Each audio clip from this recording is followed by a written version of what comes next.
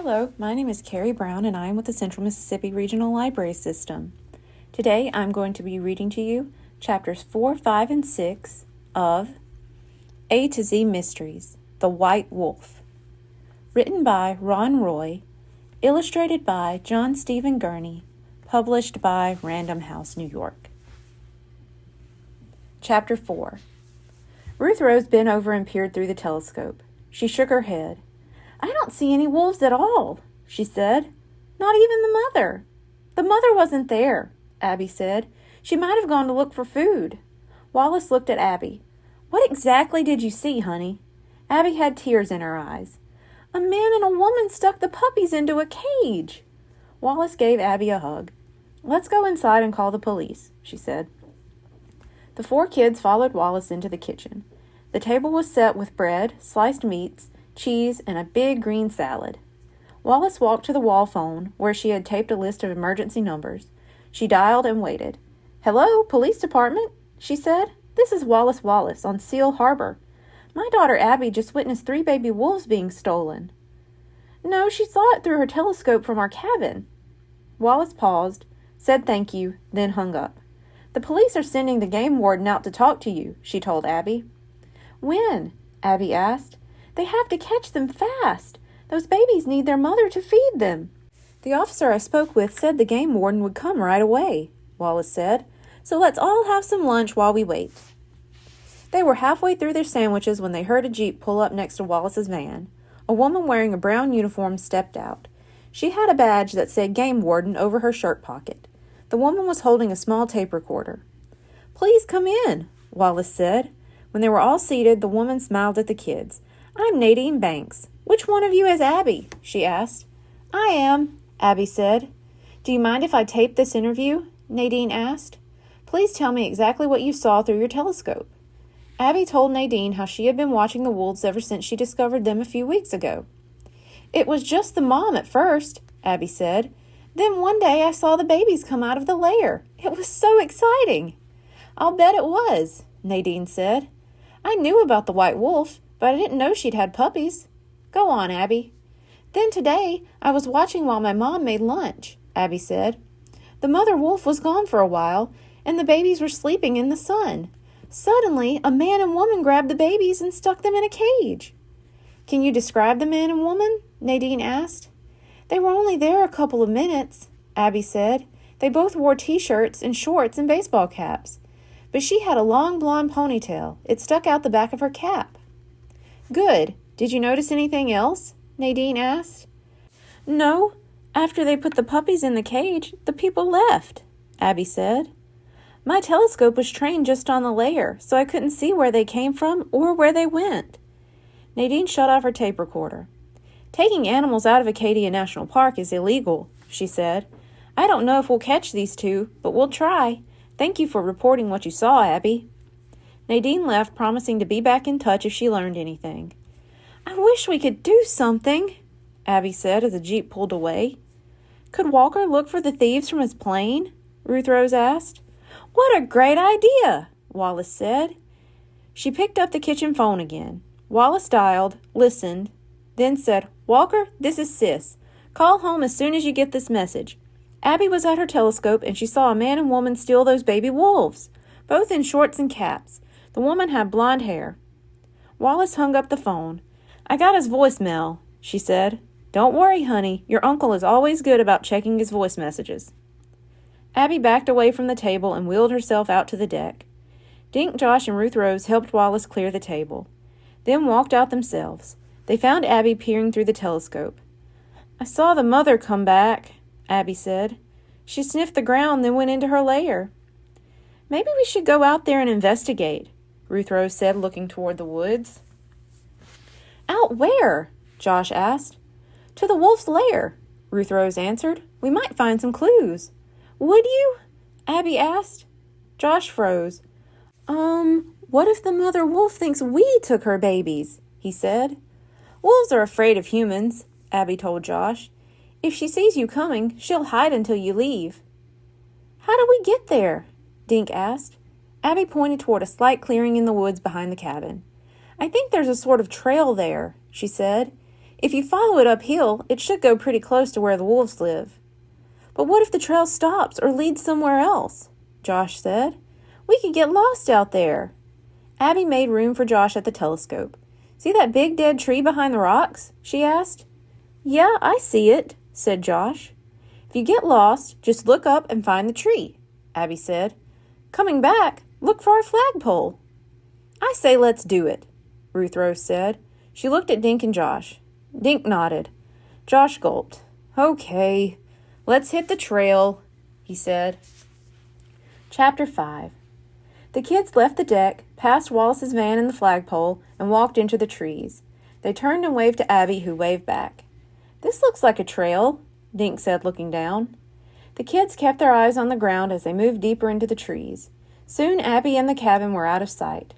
The land was level for the first few minutes, then it angled sharply upward. The kids hiked in a single file, with Josh leading and Dink last in line. Fallen trees, roots poking out of the ground, and jagged rocks made walking difficult. "I don't see any trail at all," Josh wailed when they stopped to look around. High above their heads, tall trees blocked out the sky. "I think we should just keep going up," Ruth Rose said. "If we get out of these trees, we might be able to see that dead one Abby showed us." They kept climbing. Dink could hear Josh and Ruth Rose taking deep breaths. He was sweating and swatting at mosquitoes. After about 20 minutes, Josh stopped. "It better not be much farther," he panted. "It's not. Look," Ruth Rose said. She pointed uphill behind Josh. "It's the dead tree," Dink said. "We're almost there." It took them 10 more minutes of climbing before they were standing at the base of the tree. Josh turned and waved his arms high in the air in case Abby was watching.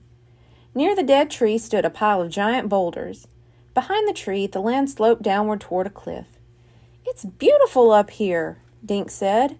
"You can see for miles," Ruth Rose said. "Look how blue the water is." "And look how dark those clouds are," Josh said nervously. "I sure don't want to be up here in a thunderstorm." The kids split up and walked among the rocks and boulders. It took only a few seconds for Dink to find animal tracks in the sand. "Guys, over here!" he called. Josh and Ruth Rose found him on his knees. "Look, are these wolf tracks?" Josh and Ruth Rose knelt next to Dink. "They do look like paw prints," Ruth Rose said, studying the sandy ground. Josh put his own hand next to a paw print. "Look how big these tracks are," he said. Ruth Rose pointed to some shoe prints. "Do you think these are the kidnappers' prints?" she asked. "Maybe," Dink said, "but other people must come up here too." The kids prowled among the rocks. They found animal tracks, but no more from humans. Josh stopped in front of 2 rock slabs leaning against each other. Beneath the rocks, a burrow had been dug, leaving a mound of loose dirt. "Guys, I think I found the den," Josh whispered. The kids knelt and peered down into the dark lair. "What if the mother wolf is down there right now?" Josh asked. Suddenly they heard a wolf howl. All 3 kids jumped back. "Run!" yelled Josh. "She's not down there," Ruth Rose said. "Look." The mother wolf was standing on top of a pile of boulders about 100 yards away.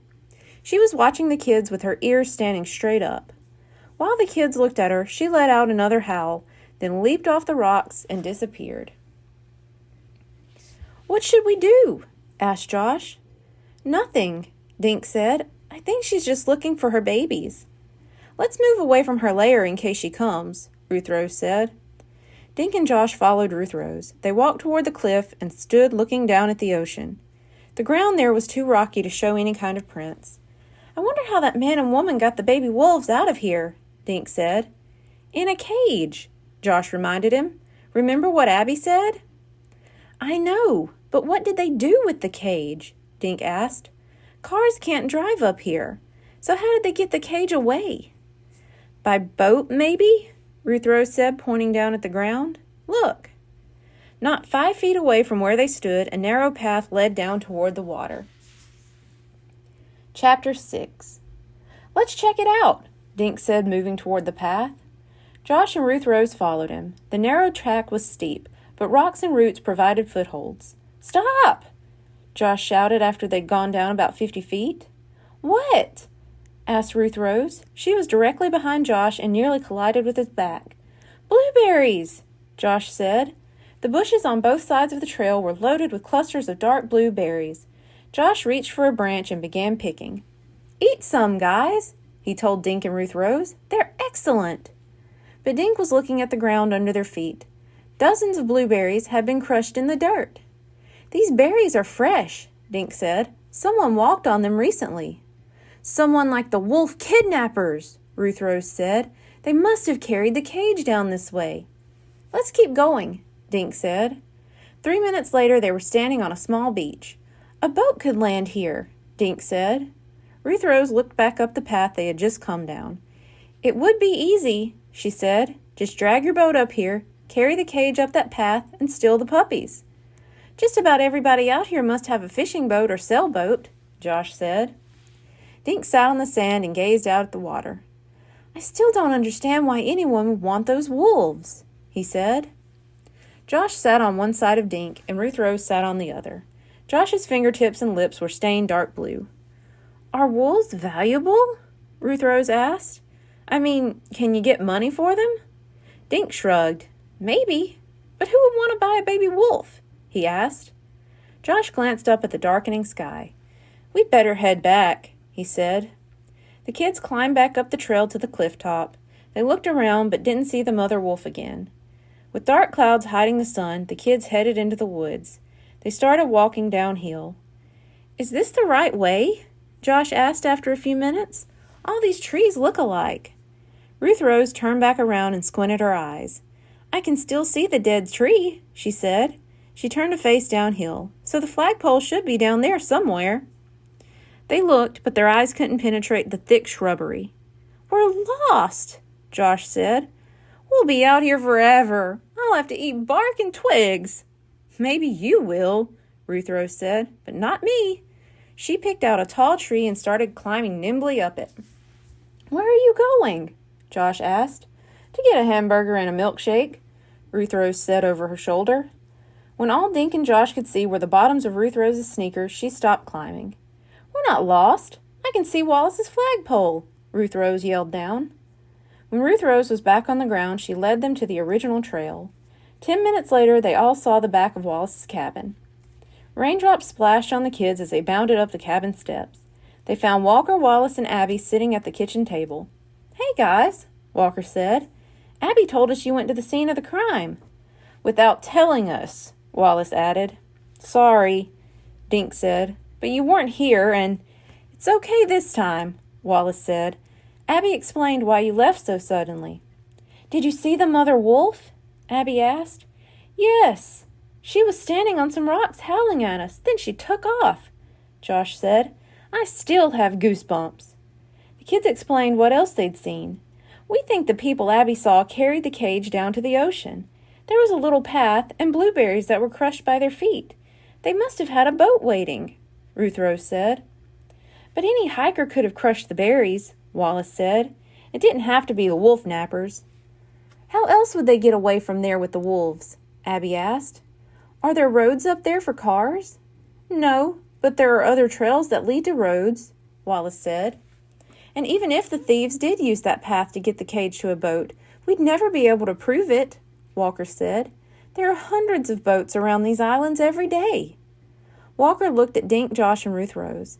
"After I got Sis's message, I took my plane up for a look," he said. "I saw plenty of people in boats, but no cages holding baby wolves." He put his hand over Abby's. "I'm sorry I can't tell you more, Abby." Just then they heard a toot from down by the water. Wallace leaned over toward the sliding glass doors and waved. "That's Morris," she said. "He runs the mailboat, even in the rain." "May I be excused?" Abby asked. "And would someone help me move my telescope?" "We'll help," Dink said. He, Josh, and Ruth Rose followed Abby out on the deck. She wheeled up to the telescope. "Where do you want it?" Ruth Rose asked. "Out front," Abby said, "where I can watch the water." She gazed up at the three kids. "Walker is right. There are zillions of boats around here," Abby said. "But if the people who took the wolf puppies have a boat, I'll find them." Thank you. Be sure to tune in next week for chapters 7, 8, and 9. Goodbye.